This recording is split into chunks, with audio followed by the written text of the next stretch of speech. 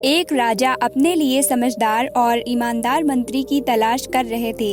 राजा ने कई लोगों का साक्षात्कार लिया, लेकिन कोई भी व्यक्ति उन्हें मंत्री बनने के लायक नहीं लगा। वहीं जब यह बात राज्य के सबसे बुद्धिमान व्यक्ति को पता लगी, तो वो फौरन राजमहल चला गया।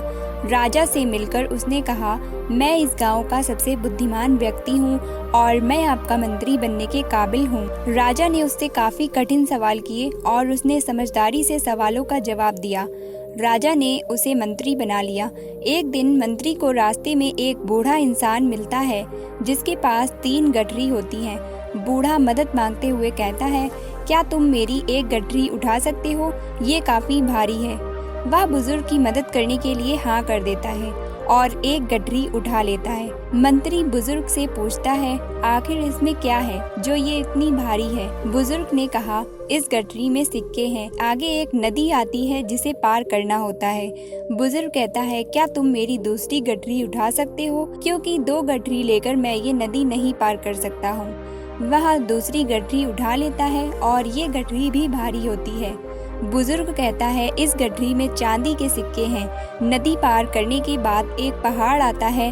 बुजुर्ग ने कहा, मैं गठरी के साथ ये पहाड़ नहीं चढ़ सकता हूँ। क्या तुम मेरी तीसरी गठरी भी उठा सकते हो?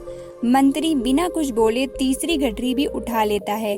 बुजुर्ग पहाड़ चढ़ते हुए उससे कहता है कि इस गठरी में सोने के सिक्के हैं, तुम इसको लेकर मत भागना, मैं तुम्हारा पीछा नहीं कर सकता हूँ। थोड़ी दूर जाने के बाद मंत्री सोचता है कि अगर ये तीनों गठरी लेकर भाग जाऊं तो मैं धनवान बन जाऊंगा और ये बुजुर्ग तो मुझे वैसे भी कभी पकड़ नहीं पाएगा। और वह तीनों गठरी लेकर भाग जाता है। घर जाकर वो जैसे ही तीनों गठरी खोलता है तो उसमें लोहे के सिक्के होते हैं। वो हैरान रह जाता है। कुछ देर बाद उसके घर बुजुर्ग आ जाते हैं और उससे कहते हैं कि तुमने लालच में आकर मेरी तीनों गठरी चुरा ली। मंत्री गुस्से से कहता है कि तुमने झूठ बोला, इन गठरी में सोना और चांदी के सिक्के नहीं हैं। बुजुर्ग हंसते हुए अपने असली वेश में आ जाते हैं। वह कोई और नहीं बल्कि राजा रहते हैं। राजा कहते हैं, तुम बुद्धिमान थे, इसलिए मैंने तुम्हें अपना मंत्री नियुक्त किया, लेकिन तुम्हारे अंदर ईमानदारी बिल्कुल नहीं है, इसलिए तुम मेरे मंत्री बनने के लायक नहीं हो। राजा की ये बात सुनकर उसको अपनी गलती पर खूब पछतावा हुआ।